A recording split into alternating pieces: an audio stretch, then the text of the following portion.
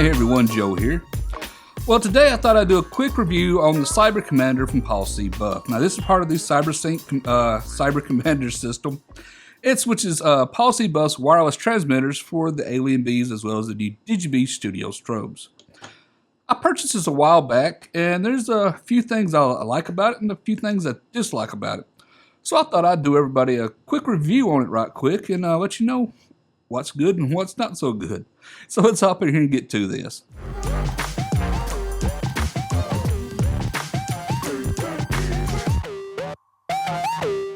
Okay, everyone, welcome back. Now, this is going to be a quick review. I'm just going to kind of go over a few things because there isn't really a lot you can really talk about when it comes to a transmitter. They either work pretty decent or they don't. Now, first I'm going to go over the perks about this thing. One is this thing has this beautiful, LCD screen system here. So you can see everything about this one, what's going on. All the different colors indicating like the modern lamp power levels, the actual strobe power levels, what units are listed. This one actually tell you if it's hooked to a DigiBee 800 or if it's hooked to a DigiBee 400, or it even tell you if it's hooked to an Einstein unit. And to tell you on this, it reads that through these special connectors from Policy Buff. Another great thing about it is it has a built-in light meter. As you can see on the screen up here, got the little dish on the bottom. So you sit there and you can actually choose what studio strobe individually, so you don't have to flash all your strobes at one time. You can choose, say, for example, if you just want to just meter the hair light, you can flip this thing over to just hair light and click it and flash just the hair light, and you can meter it, or you can even set flash all the lights and test them. So you can set, and that's really nice, so you don't have to have an external light meter if you don't want one. Another great feature about it is that when you set up all your lights, if you want to just keep certain light settings set up so you can go back to that setting all the time, it's something you use a lot, you can save them. There's actually a slot here on the side you can probably see on the camera. So it's a memory card in it. You can actually save to the memory card. That's just really, really good. So that's like three of the things I think are really fantastic about this thing. Overall, the system works really, really well. Have had no issues with it. The only problems I've had with the unit is not the actual system itself on it, and it's just the build quality. Now, first of all, this housing. It's got this great computer system here, whatever it's run off of, maybe Linux, I don't know. Looks fantastic, but it's in this cheap dollar store housing. It drives me up the wall here. It's like you have something so nice in something that's, contradictory.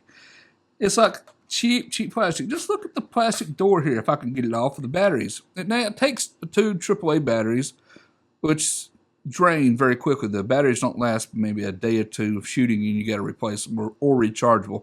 So I got rechargeable ones in mine. But you can see this little cheap door here. I really don't expect this to last very long, especially taking it on off. Plastic breaks, especially when you have to press down on something a lot to take it off. Come on, Policy Buff. At least, Young Newell puts a better door in there as it's mechanically operated, so it shouldn't break unless you break it on accident. Another thing is the little foot here is plastic. And while plastic itself's not a huge issue, when you put this on the camera, it has a tendency to flop over. Like if you pushed on it, I've got mine hot glued, I'll show you in a second.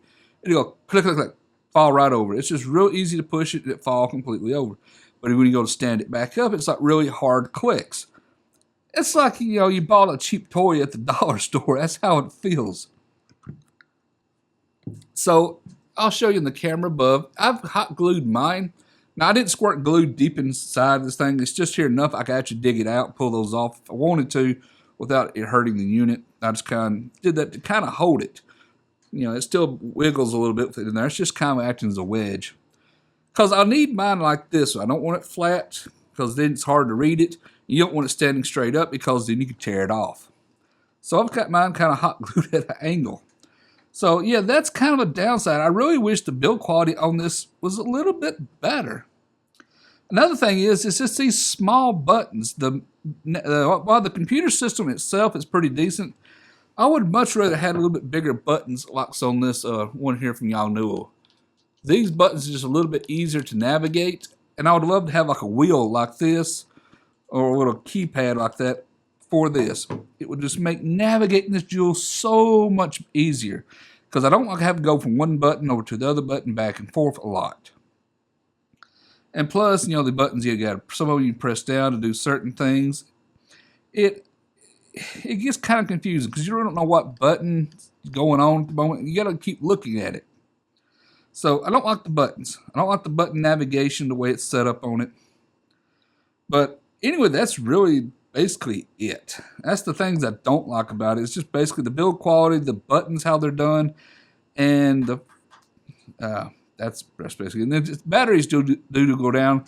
Like I said, that's really kind of a trade-off, though. It's really not bad. You can't say it's too hideous because the batteries go down when you power this type of display and stuff. Of course, one like here on these Yongnuos, you know, it's just got a basic 1980s calculator display that isn't pulling much power at all.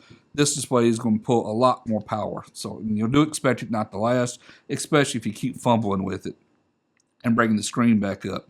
Now, the screen will dim off after you used it a few minutes, and so you don't have to worry. You know, like now it's dimming down. Yeah, and it'll go off. You have to press it again and bring it back up.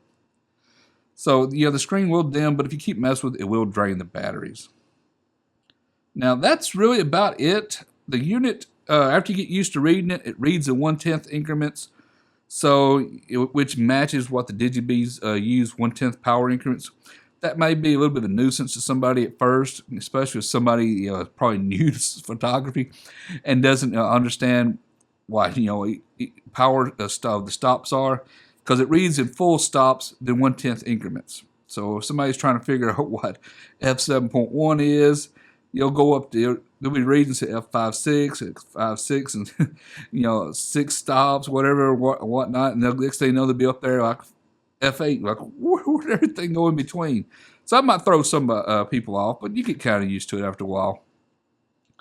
But anyway, that's really about it about this unit. I want to keep this little gear review short. I like it, but I really do wish Policy Buff would update this housing.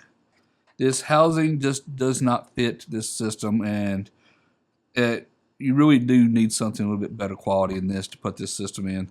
I think, from the cheap as little housings are, they could do something better with this and make it actually an overall better feeling quality product.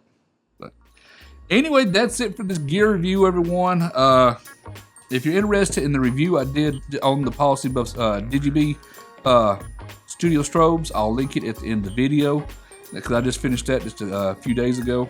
I really do recommend people watch it, because there's a few things I like about those and a few things I also don't like about the DigiBee Studio Strobes.